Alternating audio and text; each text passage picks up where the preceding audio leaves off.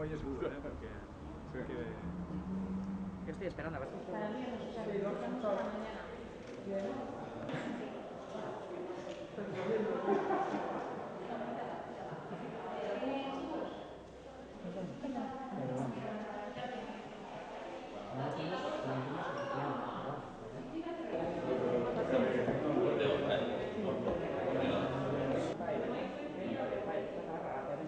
Harry.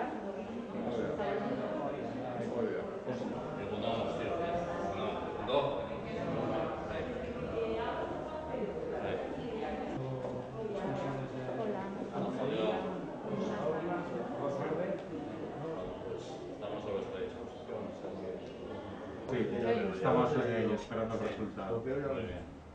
Bueno, Muy bien, nos ha tocado. guardando un poco de disciplina todas y todos.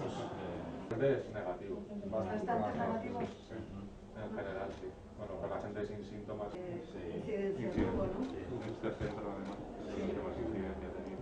Contarnos un poco, Juan Carlos. sobre los estudios, defensas entre los diferentes tipos de inmunoglobulina para ver si esos casos que se habían diagnosticado.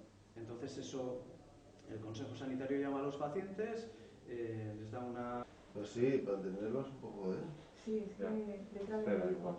Negativa, vale, y ya está. Y listo, nada, no tenéis que tomar. Bueno, las precauciones y luego. El 26 y el 16. 26 y 16. Para trabajar de momento no, porque como Eso. al final No, lo típico, lo que en un principio mascarilla para ir al